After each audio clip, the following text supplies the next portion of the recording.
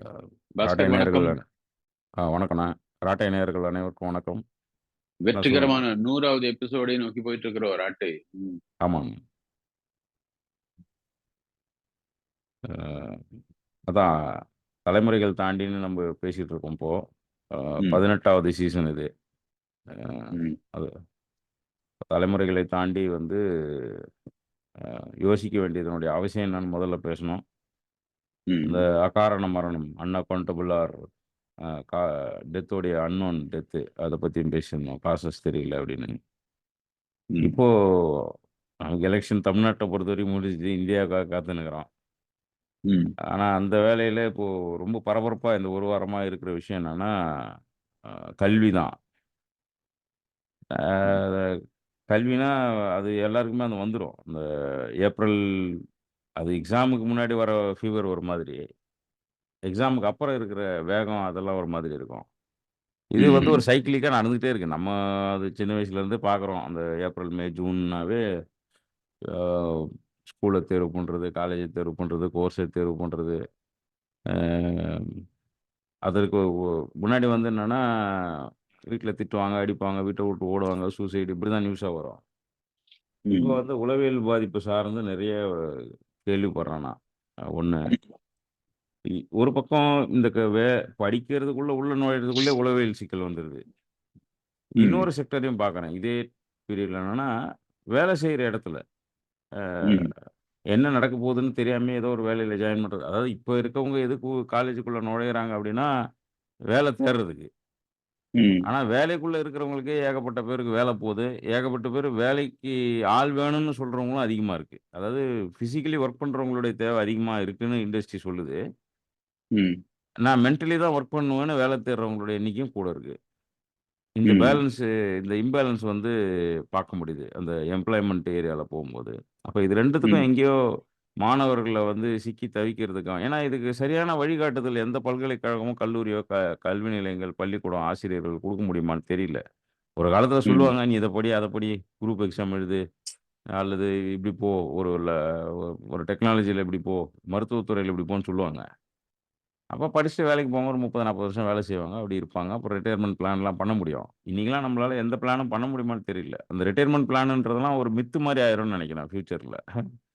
ம், இவங்க நெனைக்கிறது. நான் ரிட்டயர்மென்ட் பிளான் இப்ப யோசிச்சுலாம் நம்ப இது படிக்கவும் இல்ல, வேலைக்கும் போல, இப்ப வேலையும் செய்யல. ஆனா, ம், ஒரு பெரிய சமூகம் அது ஒரு கனவா வச்சு இருக்கு இல்லையா? அந்த ஒரு ம், கொஞ்சம் நாள் உழைச்சுட்டு பின்னாடி சௌகரியமா இருப்போன்னு. ம், அதற்குமே இந்த பூமியில வாய்ப்பு இருக்கான்னு கேட்டாக்கா, அத வாய்ப்பு இருக்கா, இல்லையான்னு சொல்றதுக்கு எந்த நிறுவனங்களுமே இன்னைக்கு அவங்களுக்கு முடியாத அளவுக்கு ஒரு வேகம் நம்மளால பார்க்க முடியுது.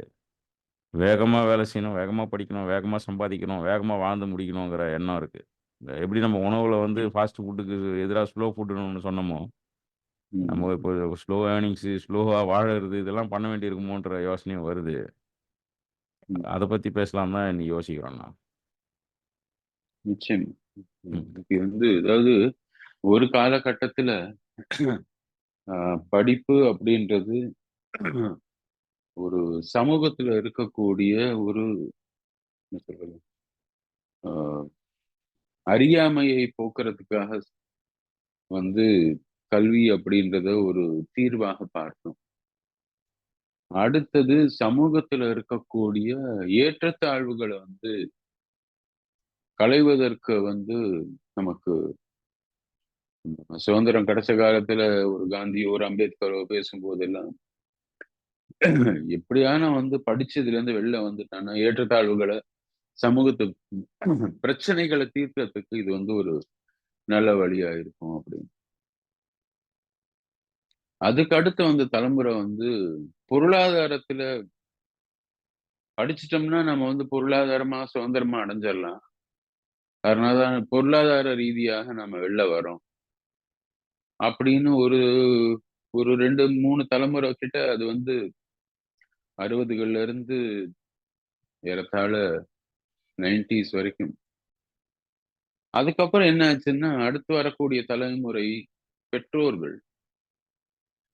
பொருளாதார அடிப்படையில நாங்க கொஞ்சம் ஸ்டெபிலைஸ் ஆயிட்டோம் அப்படின்னு ஒண்ணு. ஸ்டெபிலைஸ் ஆனவங்களுக்கும், ஸ்டெபிலைஸ் ஆகாதவங்களுக்கும் புதுசா இன்னொரு சமூக ஏற்றத்தாழ்வு அவங்களே உருவாக்க ஆரம்பிச்சாங்க. ஸோ அப்பதான் வந்து டாக்டர் புள்ள டாக்டரா போவாரு, ஐஏஎஸ் ஆபீசரோட புள்ள ஐஏஎஸ் ஆபீசரா போவாரு, வக்கீல் புள்ள வக்கீலா போவாரு. அப்படின்னு சொல்லி இந்த 70கள்ல இருந்து அது ஒண்ணு ஆரம்பிச்சுச்சு. அது பாரம்பரியமாக சில தொழில்கள வந்து சில பேர் பண்றாங்க அப்படின்றது வந்து அது ஒரு விதத்துல போனாலுமே கூட, இந்த புதிதாக வரக்கூடிய தொழில்களுக்கு தயார் பண்ணக்கூடிய ஒரு ஃபேக்டரியாக நாம வந்து கல்வித்துறைய பார்க்க ஆரம்பிச்சோம். அதுக்கப்புறம் இப்ப பார்க்கும்போது எப்படி இருக்குன்னா, அந்த இன்ஜினியரிங்கோ அல்லது மெடிக்கலோ இதெல்லாம் பார்க்கும்போது, ஒரு பெற்றோர்கள் மத்தியில ஒரு முதலீட்டுக்கான ஒரு வியாபார அடிப்படையில பார்க்குறாங்க. நான் என் புள்ளைக்கு மேல இவ்வளவு முதலீடு பண்ணியிருக்கேன். நான் இவ்வளவு முதலீடு பண்ணேன்னா, என் புள்ள வந்து இவ்வளவாவது சம்பாதிக்கணும். அப்படின்னு பெற்றோர்கள் வந்து ஒரு பிரஷர் ஒண்ணு ஆர்ட்டிபிஷியலா ஏற்படுத்துறாங்க. செயற்கையாக. அப்படிப்பட்ட அந்த ஒரு அ பிரஷர் வந்து இவங்க எப்படி அத ஹேண்டில் பண்ணுவாங்க அந்த பசங்கள? ஒண்ணுமே இல்ல. இப்ப அடுத்த கட்டமாக இன்னொன்னு நடக்குது. இது வந்து பியர் லெவல்லயும் நடக்குது. என்ன சுத்தி இருக்கிற இப்ப ஐஐடிலலாம் வந்து பார்த்தீங்கன்னா, வருஷத்துல வந்து வரக்கூடிய அவுட்புட்ல யாரோ ஒரு பையன் வந்து 2,00,00,000 ரூ. 3,00,00,000 வேலை கிடைக்கும். இதுக்கு இந்த கல்வி நிறுவனங்கள் செய்யற வேலை என்னன்னா, உடனே அத பெருசா இப்போ கல்வி நிறுவனங்கள் பண்றாங்க பாருங்க. ரொம்ப விரசமா இருக்கும். அது பார்க்கறதுக்கே கேவலமா இருக்கும். அ ஒரு முறை பார்த்தேன். ஒரு பெரிய ஒரு குதிரை வண்டியில அவங்க பள்ளிக்கூடத்துல 100க்கு 100 மார்க் வாங்குன ஒரு மாணவன் வச்சு தெரு தெருவா வந்து ஊர்வலமா கூட்டு போறாங்க. பேண்ட் வாத்தியம் எல்லாம் வச்சு அதுக்கு. இல்லன்னா பெருசா பேனர் போடுறாங்க. பெருசா அட்வர்டைஸ்மென்ட் வருது பேப்பர்ல. 100க்கு 100 வாங்கியிருக்கிறாங்க. எங்களுது வந்து நீட்‌க்கு வந்து இவ்வளோ பேரு குவாலிஃபை ஆயிருக்காங்க. எங்களுதுல அந்த ஐஏஎஸ்க்கு இவ்வளோ பேர் குவாலிஃபை ஆயிருக்காங்க. அந்த ஸ்டூடண்ட்ஸோடைய ஃபோட்டோவ போட்டு பண்றாங்க. இது மாரி விளம்பரப்படுத்தி தேர்வு அப்படின்றதற்கு இந்த மதிப்பெண் அப்படின்றது ஒரு குறியீடு தானே தவிர, அவன் நல்ல மனுஷனா ஆறதுக்கான குறியீடு கிடையாது. அல்லது ஒரு திறமையான ஒரு வேலையாளுக்கான குறியீடு கிடையாது. அது வந்து யாரோ நிர்ணயம் பண்ண ஒரு சிஸ்டத்துல, அந்த சிஸ்டத்த அப்படியே பிளைண்டா ஃபாலோ பண்ணக்கூடிய அந்த டிசிப்ளின் மாத்திரம் இவருக்கு இருக்குது. அப்படின்றதற்கான ஒரு அத்தாட்சி தான் இன்னைக்கு இருக்கக்கூடிய தேர்வு முறை. அப்படின்னா என்னன்னா, அந்த தேர்வுல நல்லா வேலை செய்யக்கூடிய, நல்ல மதிப்பெண் வாங்கக்கூடிய ஒரு மாணவன், எங்க போனாலும் யாரோ போட்டிருக்கிற விதிமுறைகளுக்கு முழுசா கட்டுப்பட்டு அடிமையாக இருக்கிறதுக்கு தயாரா இருக்கான். அப்ப 100க்கு 100 ஒரு புள்ள வாங்குது அப்படின்னா, அந்த சப்ஜெக்ட்ல ஆர்வம் இருந்து, உண்மையிலேயே அந்த ஒரு சப்ஜெக்ட்ல மிக அதிக அளவுல ஆர்வத்தினாலேயோ, அல்லது திறன்னாலேயோ அந்த வாங்குறதுன்றது வந்து மிக குறைந்த சதவீதம் தான் இருக்கும். பெரும்பாலானவர்கள் டிசிப்ளின்டா ஒருத்தர் போட்டுக்கிற அந்த ஒரு கட்டமைப்புக்குள்ள தன்னை அடக்கிட்டு நான் வந்து வேலை செய்ய தயாரா இருக்கேன் அப்படின்றவங்க. அத வந்து இவ்ளோ செலிப்ரேட் பண்ணி இவங்க பண்றதுனால என்ன ஆகுதுன்னா, அந்த 2,00,00,000 சம்பாதிக்கிறவன வந்து இவங்க மீண்டும், மீண்டும் பிரபலப்படுத்துறதுனால, ஆ 10,00,000க்கோ, 15,00,000க்கோ வந்து ஒருத்தன் வேலைக்கு போறான். ஒரு வருஷத்துல சம்பளம் வாங்குறான் அப்படின்னா, அவன் வந்து தன்ன ஒரு ஆ சுயமதிப்பே இல்லாம போயிருது அவனுக்கு. தன்கிட்ட ஏதோ பெரிய பிரச்சனை இருக்கிறதா பார்க்குறேன். நீங்க சொல்றீங்க இல்லையா? இப்போ நெறைய இந்த உளவியல் சார்ந்த பிரச்சனைகள் வருது அப்படின்னு. அந்த பிரச்சனைகள் எங்கிருந்து வருதுன்னா, ஆர்டிபிஷியலா நாமளே உருவாக்குறோம் அந்த பிரச்சனைய. அந்த பிரச்சனை இதுவரைக்கும் அது ஒரு பிரச்சனையாவே இல்ல அவருக்கு. அவர் பாட்டுக்கு சம்பாதிச்சாரு. அவர் பாட்டுக்கு வந்து இன்னைக்கு என்கிட்ட இது இருக்குது. இது போரும் அப்படின்ற அளவுல இருக்கிறத விட்டுட்டு, இது 2, 3 விதங்கள்ல இது பாதிக்குது. மாணவர்கள வந்து ரொம்பவே பாதிக்குது. கல்வியினுடைய பர்ப்பஸ் என்ன அப்படின்றதே மாறி போச்சு. இன்வெஸ்ட்மென்ட்க்கு நான் இவ்வளோ செலவு பண்ணியிருக்கேன். அதனால நான் இவ்வளோ எடுத்த உடனே இவ்வளோ சம்பாதிச்சாகணும். எடுத்த உடனேன்னா முதல் வருஷத்திலேயே. சரி அந்த 2,00,00,000 வாங்குன தம்பி அவராவது வந்து நல்லா இருக்காரா அப்படின்னு பார்த்தான்னா, பெரும்பாலும் அதுவும் பிரச்சனை இல்ல. அவர் அடுத்து 5,00,00,000க்கு தாவறதுக்கு தயாரா இருக்காரு. முன்னாடியெல்லாம் வந்து ஒரு வேலையில ஒரு ஆளு போய் சேர்ந்தாருன்னா, அந்த மொத்த குடும்பமும் வந்து சந்தோஷப்படும், ஸ்டெபிலைஸ் ஆகும். சரி மாசம் மாசம் இனிமே சம்பளம் வரும். ஒரு லெவல் ஆஃப் எக்கனாமிக் ஸ்டெபிலிட்டி நம்ம குடும்பத்துக்கு கிடைச்சிரும். அப்படின்னு எல்லாரும் சந்தோஷப்படுவாங்க.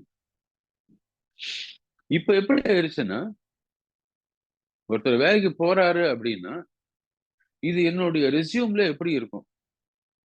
இந்த வேலையில நான் எடுக்கக்கூடிய முடிவுகள், நான் அடுத்தடுத்து வேலைக்கு அப்ளை பண்ணும்போது, என்னோட ப்ரொஃபைல மிகைப்படுத்தி காமிக்குமா? காமிக்காதா? அவங்க எடுக்கக்கூடிய ப்ராஜெக்டும் அது மாரி தான் எடுக்குறாங்க. ஒரு வேலைக்கு சேர்ந்ததுக்கு அப்புறம், அவங்க எடுக்கக்கூடிய முடிவுகள், அவங்க எடுக்கக்கூடிய வேலைகள், அவங்க செய்யக்கூடியது எல்லாமே, அடுத்து நான் இன்னொரு இடத்துல அப்ளை பண்றதுக்கு, இது நல்லா இருக்குமா? இருக்காதா? அப்படின்றத சார்ந்து தான் அவங்க வந்து கமிட்மெண்ட்டே குடுக்குறாங்க. அப்படி பண்றதன் மூலமாக, அவங்க வந்து செய்யக்கூடிய தொழிலுக்கோ, செய்யக்கூடிய கம்பெனிகளுக்கோ, அல்லது வேலைக்கோ, அல்லது அரசாங்கத்துக்கோ, எதுக்கு வேலை செய்றாங்களோ, அதுக்கு நேர்மையாக முழுசா குடுக்க முடியுதா? அப்படின்னு பார்த்தோம்னா, இல்ல. இதுதான் வந்து நான் பார்க்கும்போது, கல்வியினுடைய அந்த ஒட்டுமொத்த பர்ப்பஸே வந்து மாறிருச்சுன்றது தான் எனக்கு தோணுது. ஆ அதாவது பர்ப்பஸ் மாறிச்சுங்கிறது வந்து 100% எந்த அளவுக்கு உண்மையோ, அதே மாதிரி அ இப்போ பர்ப்பஸ்னா என்னன்னே தெரியாம போனதுனால தான் இவ்வளோ கவுன்சிலிங் தேவைப்படுதுன்னு நெனைக்கிறேன். இப்போ கல்விக்கு ஒரு பர்ப்பஸ் இருந்தது. நீங்க சொன்ன மாரி ஆரம்ப காலகட்டத்தில கல்வியே ஒரு பர்ப்பஸு. கல்விக்கு ம், போறதுங்கிறது அப்புறம் பணம். அதுக்கப்புறம் சௌகரியங்கள் வேணும். அந்த வீடோ, காரோ அப்படி ஒரு பர்ப்பஸ் இருந்தது. ம், இன்னைக்கு உங்க பர்ப்பஸே வந்து லாங் டெர்மா இருக்கிறதுக்கு வாய்ப்பு இல்ல. தினம் தினம் ம், ஒண்ணு உங்களுடைய என்ன சொல்றது? நுகர்வு நோக்கி நகர்த்திக்கிட்டே இருக்கு. அ ம், அதற்கு நீங்க புதுசு புதுசா உங்கள ஸ்கில்ஃபுல்லா மாத்திக்க வேண்டியிருக்கு. எனக்கு இந்த ஃபுக்காக்கோ தான் ஞாபகத்துக்கு வந்துன்னே இருக்காரு. நேத்து கூட அந்த மறுபடியும் எடுத்து ஒன் ஸ்டார் ரெவல்யூஷன் புக்கு சே சேகர் வந்திருந்தாப்புல. அவரு இங்கிலீஷ் வெர்ஷன் புதுசா போட்டிருக்காங்கன்னு கொண்டு வந்தாப்புல. அத எடுத்து படிச்சுன்னு இருந்தோம். இந்த மார்க்கெட்டிங் சைட் ஆஃப் அக்ரிகல்ச்சர வந்து ஃபுக்காக்கோ பேசினது இதெல்லாம்.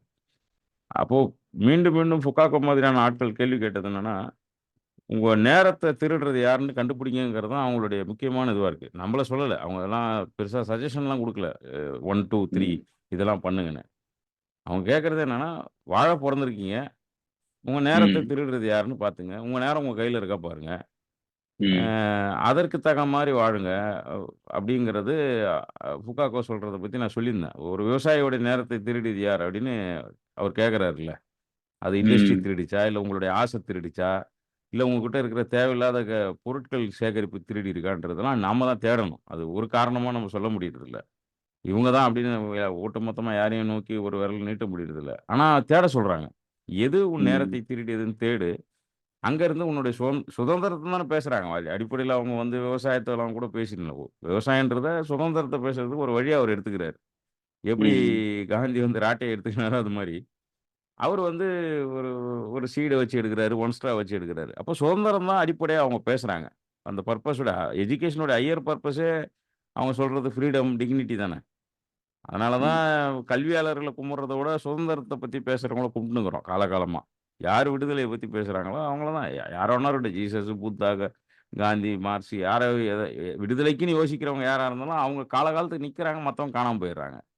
ஒரு ம், தொழில்நுட்பத்த உருவாக்குனவங்களோ, அல்காரிதத்த உருவாக்குனவங்களோ நிக்கல. அப்போ பர்ப்பஸ் வந்து ஃப்ரீடம்ன்னு வந்து கல்விக்கு ஒரு லைன்ல ஒரு வார்த்தையில சொல்லிடுறாங்க. ஆனா, இன்னும் கொஞ்சம் டீட்டெயிலா இப்போ நாம படிக்கும்போது தான் தெரியுது. அந்த அ அந்த ஏன் அப்படிங்கிறது ஒய் அப்படிங்கிற கேள்வி வந்து அந்த ப்ராசஸ் நோக்கி இருந்தா தான் ஒய்ன்ற கேள்வி வரும்ன்றது நான் யோசிக்கிறேன். ஏன்னா நம்ம நெறைய ப்ராசஸ் பத்தி பேசுறோம். ஹவ்வுன்றது தெரியுது. எல்லாம் தெரிஞ்சிருது. எப்படி பண்றோன்றதுலாம் எல்லாருக்கும் தெரியும். எப்படி சம்பாரிக்கணும் தெரியுது. ஏன் இவ்வளோ சம்பாதிக்கணும்? இல்ல ஏன் சம்பாதிக்காம இருக்கிறோம்? அது தெரியல. அதேபோல இந்த இந்த அ திடீர்னு நேத்து ஒரு ரேண்டமா ஒரு ஒரு ஒரு ஃபார்வர்ட் மெசேஜ் வந்துன்னே இருந்தது எனக்கு. அத பத்தி எழுதணும்னு கூட நெனச்சேன். நீங்க ஏஐ துறையை தேர்வு செய்யாதீங்கள்ன்னு. அத ஷேர் பண்ணவங்க நெறைய பேர் ஏஐல இருக்கிறவங்க என் ஃப்ரெண்ட்ஸு. ம், பசங்களுக்கு. ஏன்னா நீங்க இன்கேஸ் தேர்வு போடுறதா இருந்தா கூட ஸ்பெஷலைசேஷன்ல போஸ்ட் கிராஜுவேஷன்ல தேர்வு பண்ணுங்க. யுஜில ஏஐ எடுத்துட்டீங்கன்னா ரொம்ப நேரோ டவுன் ஆயிடுவீங்கன்றாங்க. அப்போ ம், அது அது ஏன்னா ரொம்ப அதுக்கு பிறகு உங்களால ஒரு கிளையே எடுக்க முடியாது. ஒரு ம், ஒரு மேத்ஸோ, பிசிக்ஸோ பயோடெக்னாலஜி கூட பரவால்ல. பயோகெமிஸ்ட்ரி கூட பரவால்ல. அதில கூட கொஞ்சம் அடுத்தடுத்து ஏதாவது யோசிக்கிறதுக்கு ஒரு வாய்ப்பு இருக்கு. நீங்க எடுத்ததுமே ரொம்ப நேரோவான சந்து அது. முட்டு சந்து மாதிரி இருக்குங்கிறது அந்த தொழில்ல வேலை செய்றவங்களே சொல்றாங்க.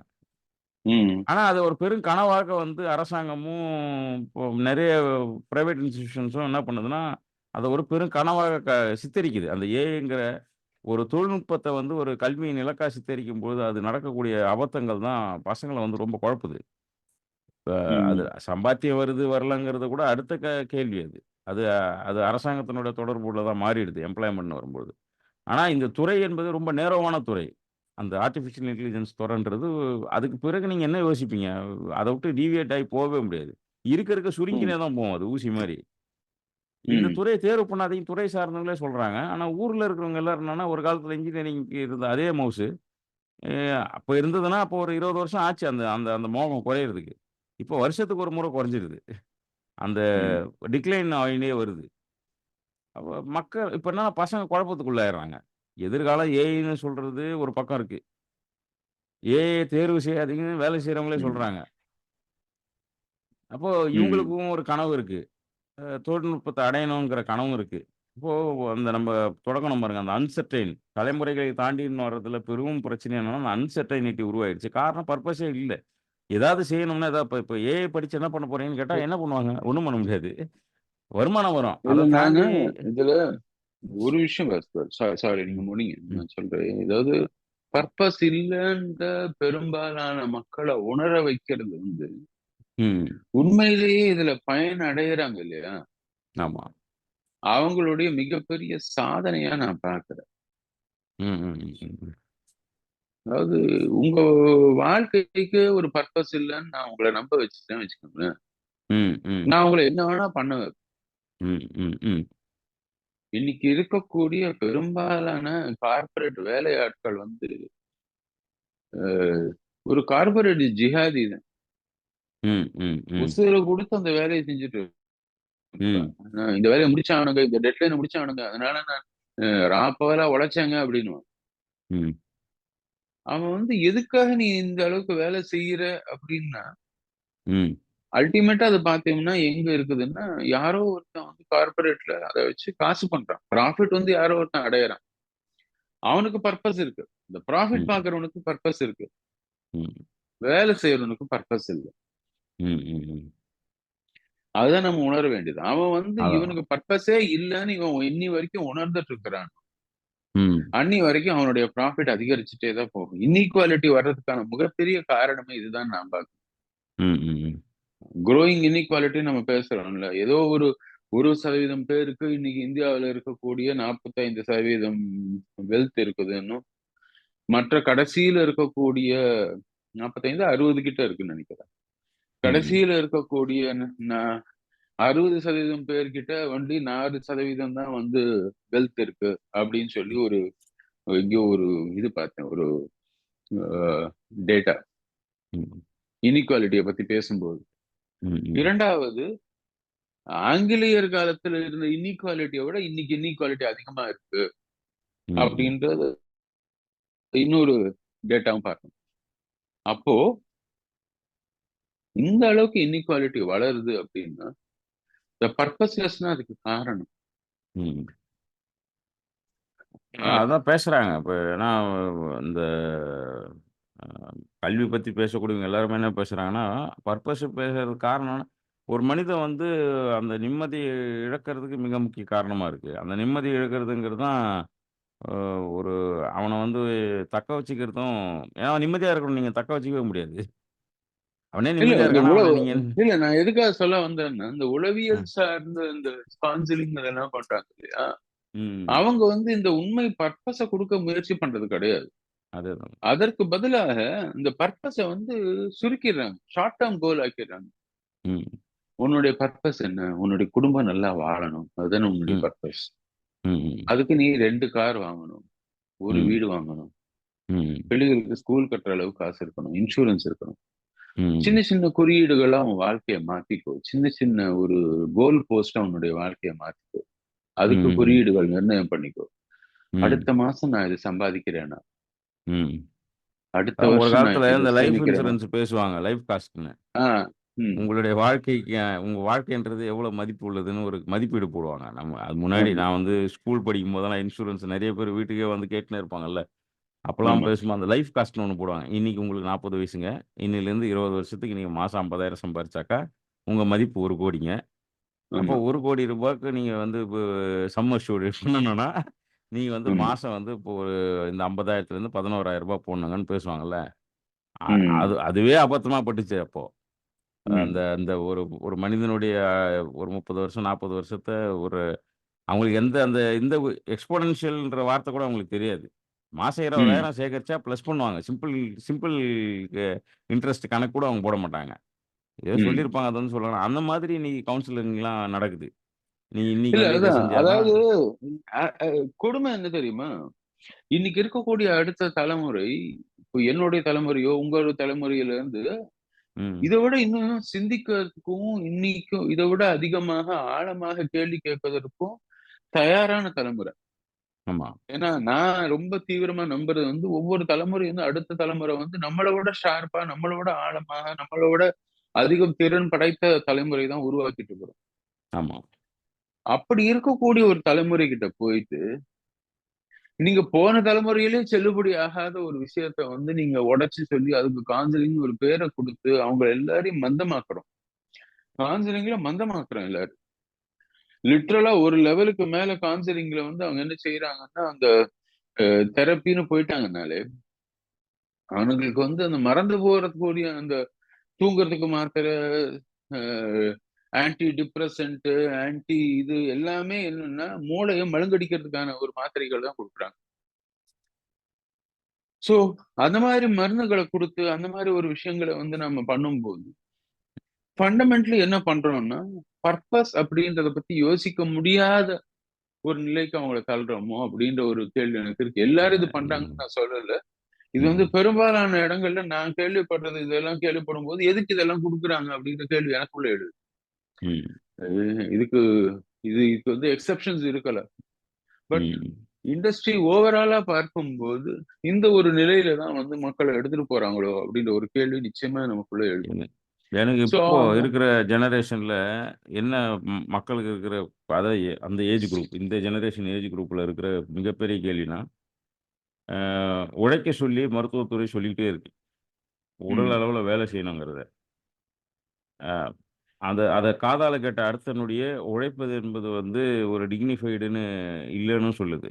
சமூகமும் சரி, ம், வீடு. அதே இன்னொரு மருத்துவத்துறையில படிக்கிறவங்க எல்லாம் இருப்பாங்கல்ல. ம், அவங்களும் சரி என்ன சொல்றாங்கன்னா, இன்னைக்கு வந்து வேணா 2 வருஷத்துக்கு இந்த கொரோனாக்கு முன்னாடி பேட்ச்லயே என்ன பண்ணிட்டாங்க, இந்திய அளவுல ஒரு விவாதத்த கொண்டு வந்தாங்க. அதுதான் எனக்கு தெரிஞ்சு எஜுகேஷன் டிபார்ட்மெண்ட்ல அ அவ் அதாவது இருக்கிற சூழல், அபத்தமான சூழல்ன்னு நான் நான் கவனிச்சேன். ஏன்னா, primary, Appar primary, middle school உட்பட எல்லா குழந்தைங்களுக்கும் எக்ஸாம் டைம்ல பிரேக் விடணும். ஏன்னா, அவங்களுக்கு எல்லாருக்கும் டயபெட்டிக் பெரும்பாலான குழந்தைகள் டயபெட்டிக் இருக்குன்னு ஒரு விவாதம் நடந்தது. அதுக்கான சில ஜிஓவும் பாஸ் ஆச்சு. சில இடங்கள்ல பிரேக் விட்டாங்க. அந்த மாதிரி. அப்போ சரி இங்க மட்டும் தான் இப்படி இருக்கான்னா, எல்லா உலக அளவுல இருக்கக்கூடிய கல்வி முறைகள் எல்லாம் எடுத்து பார்த்தாலும், அப்போ நம்ம எப்பயுமே நமக்கு எதிர் திசையில நிறுத்தும்போது அமெரிக்கா நிறுத்துற மாரி, அங்க என்ன கல்வி ம், முறை இருக்கு? யூரோப்ல என்ன இருக்குன்னு பார்த்தாக்கா, 3ல் 1 குழந்தைக்கு வந்து இன்சுலின் ரெசிஸ்டன்ட் இருக்கிறதாக அவனுங்களும் சொல்றாங்க. அதாவது அவங்க ம், என்னன்னா பார்டர்ன்னு சொல்லுவோம்ல இங்க வந்தா பார்டர்ன்னு சொல்றான், அவன் இன்சுலின் ரெசிஸ்டன்ட்ங்கிறான். ம், டயபெட்டிக் பார்டர்ல இருக்காங்கன்னு. இருக்குங்கிறான். அப்ப அதுக்கு தகுந்த மாதிரியான கிளாஸ் ரூம் ஆக்டிவிட்டீஸ மாத்தணுங்கிறான். அப்போ ம், இதையெல்லாம் மையமா வச்சு தான் உழைக்கக்கூடிய ஒரு பண்பை வளர்க்கணுங்கிற ஒரு ஸ்டேட்மெண்ட் கடந்த ஒரு 5 வருஷமாவே உருவாகின்னு இருக்கு. உடல் அளவுல. நம்ம ம், உழைப்ப வந்து வேற டிக்னிஃபைடு அது இதுன்றத தாண்டி, உழைச்சா தான் நம்ம உயிரோட இருக்க முடியுங்கிற இடத்துக்கு சொல்லிக்கிட்டே இருக்கிறாங்க. அதனால தான் ஓடுறாங்க. எவ்வளோ எக்சர்சைஸ், ஜிம்மு எல்லாமே ஒரு சும்மா தொடங்கி அப்படியே நின்னு போற மாரி தான் இருக்கு. ம், அந்த அந்த உடம்ப உழைக்கிறதுக்கு வந்து தினசரி யாராவது சொல்லியிருந்தாருங்க. இந்த எக்சர்சைஸ் பண்ணு, இந்த யோகா பண்ணு, இந்த மூச்சு பயிற்சி பண்ணு, இப்படி ஓடு, ஓடியா வெயில்ல காய் எல்லாம் சொல்லி உழைக்கவும் சொல்றாங்க. அதே நேரத்தில உங்கள ஓய்வு எடுத்து உட்கார்ந்து சிந்திக்கவும் சொல்றாங்க. இதுவரைக்கும் கூட ஏத்துக்க முடியுது என்னால. இப்ப என்ன சொல்றாங்கன்னா, நீங்க சொல்ற மாரி அதிகமா சிந்திக்காதீங்கன்னு சைக்காட்ரிஸ்ட்ங்க சொல்லிர்றாங்க. ம், உங்களுக்கு வந்து உழைக்கிறதுக்கு சரி அது டிக்னிஃபைடு இல்ல. உங்கள ஏன் நம்ம சேத்துல உழைக்க சொல்லல. பொதுவாவே உழைப்பு, வேர்வை என்பது டிக்னிஃபைடு இல்ல. அப்புறம் ம். சரி 2வது சிந்திக்கலாம் அப்படின்னு போய் உட்காந்தாக்கா, நீங்க அதிகம் சிந்திக்கக் கூடாதுன்னு சொல்லிர்றாங்க. இதுக்கு ம். இடைப்பட்டத்துல என்ன இருக்குன்னு பார்த்தீங்கன்னா, மிலிட்டரியில வேலை செய்ற வாய்ப்பு மட்டும் தான் இருக்கு. ம். அதுவுமே உழைச்சாகணும். வேலைக்கு போறதுக்கு உழைக்கணும், அதுவும் பண்ணியாகணும். ஆனா அது மாரி ஒரு டிசிப்ளின்டா ஒரு ஆள் வந்து அதாவது அ குமரப்பா ஒரு லைன் எழுதியிருப்பார். டக்குனு எனக்கு ஞாபகம் வருது. அந்த கல்வி பத்தி அந்த பேக் டூ பேசிக்ஸ் புக்ல எழுதியிருப்பாரு. நீங்க வந்து ஒரு ஒரு நிறுவனத்துக்கு வந்து அட்மினிஸ்ட்ரேட்டரையும், அதுக்கு கீழ இருக்கிறவங்களையும் உருவாக்குற கல்வின்னு நம்ம வந்து முடிவு பண்ணிட்டோம். அப்ப எழுதுறாரு. ம். 1940கள்ல. அ ம். கொஞ்சம் சில இடங்கள்ல அவர் காந்தியவே கேள்வி கேட்கிற மாரிலாம் எழுதுறாரு. கல்வியிலே அவர் கேள்வி கேட்கிறாரு. குழந்தைங்கள வேலைக்கு ம். வைக்கிறத பத்திலாம் கேள்வி கேட்டு, அந்த இடத்துல இப்படி பேசும்போது, நீங்க வந்து மேலும் மேலும் அட்மினிஸ்ட்ரேட்டர்கள உருவாக்குறீங்களே தவிர, அ அந்த என்ன சொல்றது? ப்ராசஸ் செய்யக்கூடியவங்கள உருவாக்கலாங்கிறாரு. ம். எல்லாருமே அட்மினிஸ்ட்ரேட்டர் ஆக முடியுமான்னு கேட்டாலும், அதுக்கும் வாய்ப்பு இல்ல. இந்த இந்த இந்த இண்டஸ்ட்ரியல் சொசைட்டிலன்றாரு அவரு. அவரு வந்து அட்மினிஸ்டரா வாழ்றது தப்புன்னு அப்படியே மாத்திருவாங்க நம்ம ஆளுங்க. அப்படி சொல்றாரு ம். அவரு. அப்ப நாங்க அதிகாரத்துக்கு வரக்கூடாதா? அப்படி இப்படின்னு. ஆனா அவரு என்ன கேள்வி கேட்கிறாருன்னா, எல்லாருமே அட்மினிஸ்டர் ஆவறதுக்கு இந்த கேபிட்டலிஸ்டிக் சொசைட்டிலயோ, சோசியலிஸ்டிக் சொசைட்டிலயோ இடம் இருக்கான்னு கேட்கிறாரு. ம். அத கேட்டுட்டு அப்புறம் கல்வியோட பர்ப்பஸ் கேட்கும்போது, ஒவ்வொரு ப்ராசஸ்லயும் ஏன், எதுக்குன்னு தெரிஞ்சு வாழறது தான் அந்த கல்வி. கல்வின்றது ஏதோ அகாடமிக்கா முடியறது இல்லன்னா, கொஞ்சம் அடுத்து பிலாசபியா போயிறாரு கேள்வி கேட்டு. அந்த ஒண்ணு மெட்டீரியல நோக்கி நகர்த்துற கல்வியா இருக்கு. அல்லது அ அட்மினிஸ்டரா இருக்கிற கல்வியா இருக்கு. இதுக்கு இடையில மெட்டீரியலும் வேணும், அட்மினிஸ்டரும் வேணும். இடையில யாருமே வேணாம் அப்படிங்கிற ஒரு மாடல் இருக்குல்ல. ம். இதுதான் இன்னைக்கு வந்து இவ்ளோ கவுன்சிலர்ஸ் உருவாவறதுக்கு காரணமா இருக்கும்னு நான் நினைக்கிறேன் நான். ஏன்னா, கையால எந்த வேலையும் செய்யக்கூடாது. அது தப்பு. ம். அப்போ மூளையால வேலை செய்யணும் அப்படிங்கிறாங்க. சரி மூளையால வேலை செய்றதுக்கு இடம் இருக்கான்னா, சரி போய் செஞ்சுர்றாங்கன்னா, மூளையால வேலை செஞ்ச சம்பாத்தியத்த கொண்டு போய் கையால வேலை செய்றதுக்கு செலவு பண்ண வேண்டியிருக்கு. ம். அப்போ இது வந்து இந்த இந்த பசங்களுக்கு வந்து இது ஒரு புதுவிதமான ஒரு அயற்சிய ஏற்படுத்துது. உழைக்கவும் கூடாதுங்க. வெயில்ல போனா புடிக்கல குழந்தைங்க. மண்ல விளையாடுனா புடிக்கல. ம். சைக்கிள்ல போய் கீழ விழுந்தா புடிக்கல. ஸ்போர்ட்ஸ் ம். புடிக்கல. ஆனா ஸ்போர்ட்ஸ் கூட நீங்க குறைஞ்சபட்சம் தோனியா இருக்கணும். குறைஞ்சபட்சமே இன்னைக்கு ம். தோனி தேவைப்படுறாங்க. நீங்க அதையும் தாண்டி யாராவது வரலாம். எது ம். ஒண்ணுமே அட்லீஸ்ட் ஒரு பாட்டு போடுறாங்கன்னா, குறைஞ்சது விஜய் டிவில, ஜீ டிவிலயோ வரணும். ம். அந்த மாதிரி குறைஞ்சபட்சன்ற இவங்க வைக்கக்கூடிய ஸ்டாண்டர்டே ரொம்ப அதிகமா அதுக்கு கீழ நீங்க எது செஞ்சாலும் வந்து அது வந்து பாராட்டத்தக்கதோ, அது தேவையானதாகவோ இங்க கருத முடியறதில்ல.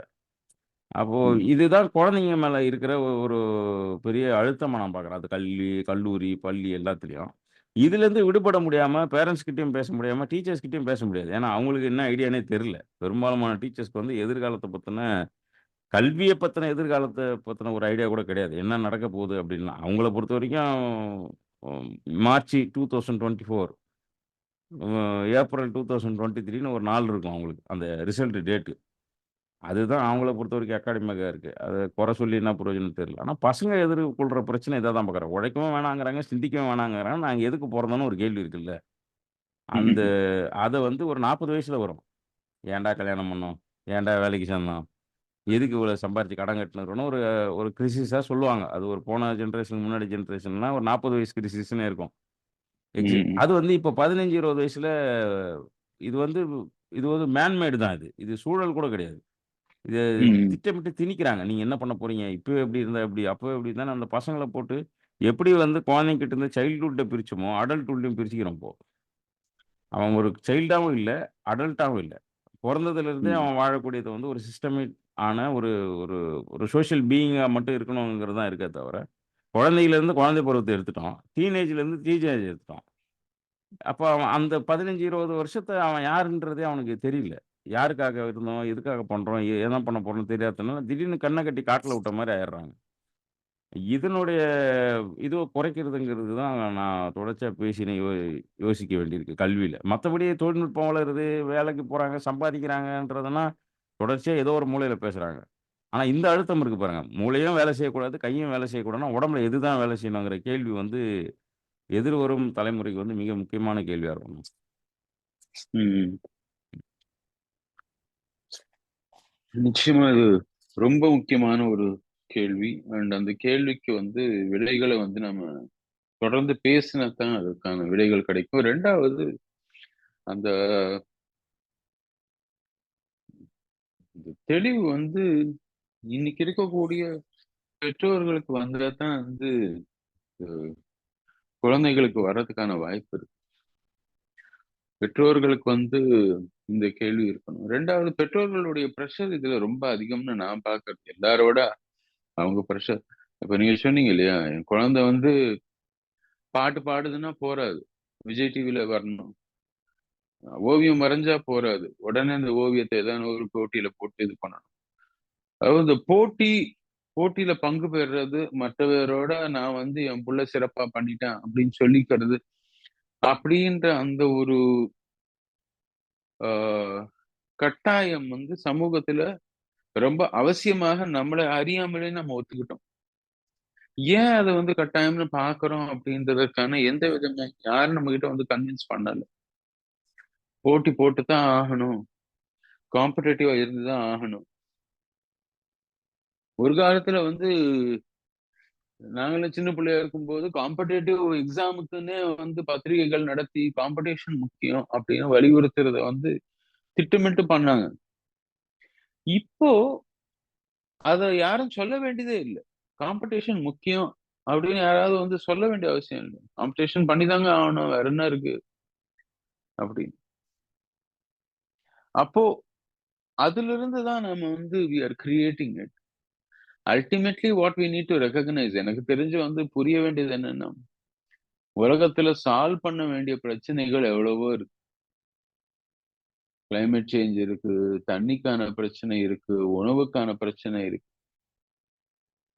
இந்த பெரும் பிரச்சனைகள தப்பித் தவறி கூட நம்ம கல்வி மூலமாக மாணவர்கள் அவங்க வந்து இந்த பிரச்சனைய சால்வ் பண்ணிற முடியும் அப்படின்னு எந்த விதமான ஒரு தவறான எண்ணத்துக்கு அவங்க வந்துடக்கூடாது. இத வந்து ஒரு இண்டஸ்ட்ரி தான் இத வந்து சால்வ் பண்ணும். ஒரு கம்பெனி தான் இத சால்வ் பண்ணும். அந்த கம்பெனிக்கு ஒரு சிப்பந்தியாக, ஒரு வேலையாளாக தன்னை தானே தயார்படுத்திக்கிறதுக்கு மாத்திரம் தான் அவங்களுக்கு தகுதி இருக்கு. அதற்கான ஆ ரைட்ஸ் அவங்களுக்கு இருக்கு. இப்படிதான் அவங்க தங்கள தாங்களே பார்த்துக்கணும். அப்படின்றது தான் வந்து எனக்கு தெரிஞ்சு இனி இருக்கக்கூடிய கல்வியுடைய மிகப்பெரிய ஒரு நோக்கமாக நிர்ணயிக்கப்படுது. அத ஒத்துக்கிறவங்க அந்த துறையில மென்மேலும் வளர்ந்து 2,00,00,000 விற்கப்படுறாங்க. அத ஒத்துக்காதவங்க வந்து தெளிவு அடைஞ்சுட்டாங்கன்னா, அவங்களால தானாக நின்னு இந்த மொத்த எக்கனாமிக் சிஸ்டத்துக்குள்ள போகாம, தங்கள வெறும் ஒரு ஆனுவல் இன்கம் எவ்வளோ வாங்குறோன்ற அத ஒரு நம்பருக்குள்ள தங்கள அடக்கிக்காம, வாழ்க்கைய அவங்களால நடத்த முடியுது. நீங்க சொன்னீங்க இல்லையா? ஃபுகுவோகாவும் மற்றவர்களும் சொன்ன சுதந்திரத்தை நோக்கி பயணம் அப்படின்னு இருந்துச்சுன்னா, அந்த பயணத்துல இந்த கல்விக்கான பயனும் நம்மளுக்கு தெளிவா தெரியுது. பொருளாதார வளர்ச்சிக்கான நிதானமும், நேர்மையும் முக்கியமாப்படுது. அது இல்லாத போது தான் இது எல்லாமே வந்து அடங்கி போயிடும். இது எல்லாமே வந்து ஒரு விதத்துல அந்த கல்விக்கான ஒரு இதுவே இல்லாம போயிடும். இதுதான் நான் நிறைவா சொல்லிக்கிறது. ஆ.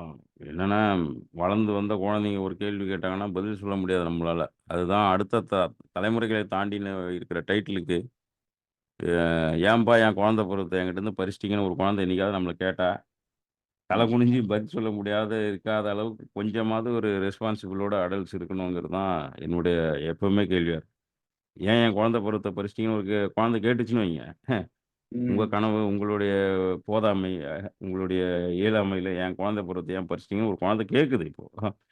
அந்த ம். கேள்விக்கு நம்மளால பதில் சொல்ல முடியாம வெக்கி தலை குனிஞ்சு நிப்போம்ல. அது ஒரு தனி மனிதனுடைய கேள்வி மட்டும் கிடையாது. தனி மனிதன் தலை குனிவு மட்டும் கிடையாது. அது வந்து ஒரு சமூகத்தினுடைய கேள்வி தான் அது. அது ம். மாதிரி ஒரு சூழல உருவாக்காத இருக்கு. அது எவ்வளோ பெரிய நெருக்கடியா இருக்கும்னு அவங்கவங்களுக்கு தெரியும். இது யோசிச்சாக்கா. அதுதான் என்னுடைய இறுதி கேள்வியாகவும், அந்த கேள்விக்கு விடை தேடக்கூடிய அவசியம் நமக்கு இருக்கணும். நான் நிறைவு செஞ்சுக்கிறேன். அனைவருக்கும் நன்றி.